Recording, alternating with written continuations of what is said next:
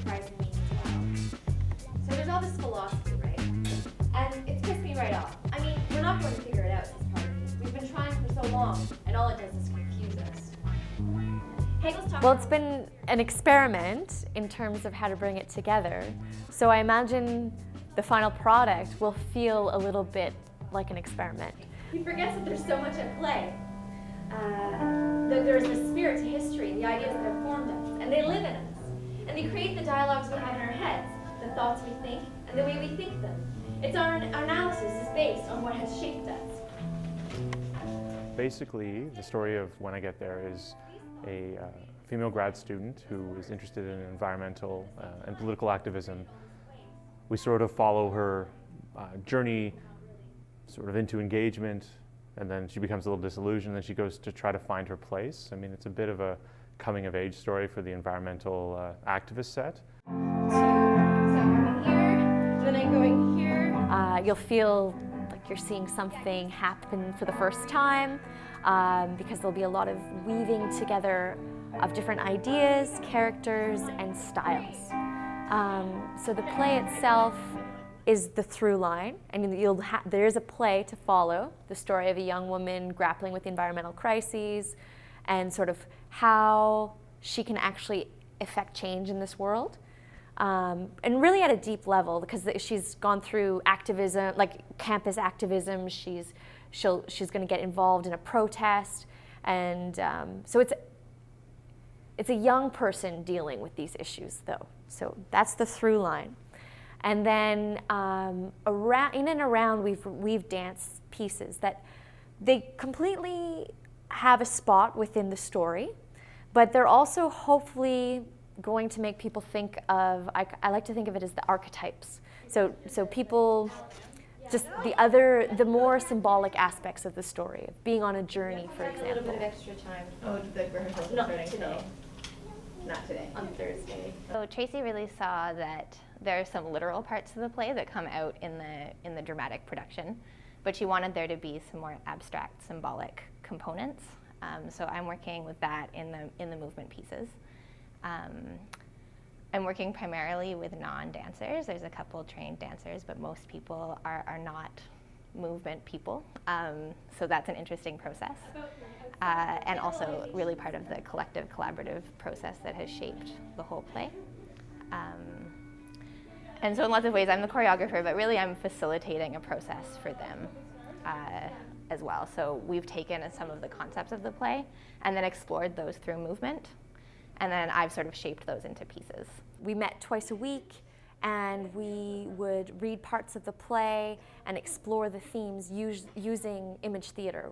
And this is also an idea of anti-capitalist art, because if you do enough theory and you're trying to solve the world's problems, you come across a desire to see the systems around us change a bit. And so I really believe in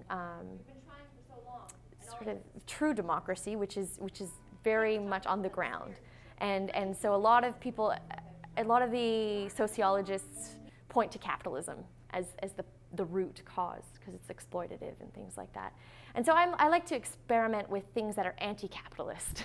So this dance lab was an anti-capitalist form in that people brought forth their expertise, their dancing, and shared it with each other. Do you have masking tape? Someone who loves theater, I find generally issues and themes, people pay attention, but they don't often resonate. Just because an issue or theme, it has a tendency, unfortunately, not to be a bit abstract, not concrete enough that people can really get behind. Whereas one thing that's exciting about this piece with the characters Tracey's created is that it's not, you're being exposed to the issues as an audience member, but you're being exposed to the issues through the lens of these characters that you can recognize and empathize with and connect to. And that sort of makes it much more easy to understand and to get behind the themes, because it's really, ideas are very powerful, but they don't hit home quite as much as a person. It's like that saying, comedy is when something bad happens to you. Tragedy is when something happens to me. You know, we're as human beings, we're very connected to other human beings, and we can relate it to ourselves. That's usually when empathy with other species, other types of people, other organisms. That's usually when that occurs. So, I think she's picked the right medium to sort of transmit her message. It is the central point. Come on, man. You've read Sclair's book. Yeah, but it's not really central to this campaign. What campaign is that? It's about the people who control the world and how they control us. Oh yeah? Yeah. Well, not exactly. It's about the Olympics and how they're on unceded territory. And it questions just who benefits from the Olympics. It asks, who are they really for? I mean, we may think it's fun and games, entertainment and national pride, but no, it's a circus organized for the profit of the few at the expense of many. There's a lot of great art and a lot of great experimental music and a lot of great theater, but not experimental theater. So this is definitely something that I think will appeal not just to regular theater audiences, but also to visual artists, also to academics, also to anyone, any Kingstonian who is open to kind of being out of their element for a night, or who's interested in environmental issues, social justice, or just this idea of searching for one's identity. That's kind of the main theme. We're opening on April 24th at Modern Fuel Art Gallery, and running until April 27th. And on that day, it's a matinee, and there's a discussion happening afterwards for people who want to talk about the play and how it relates to the themes and actual ways that you can impact the environment and the world.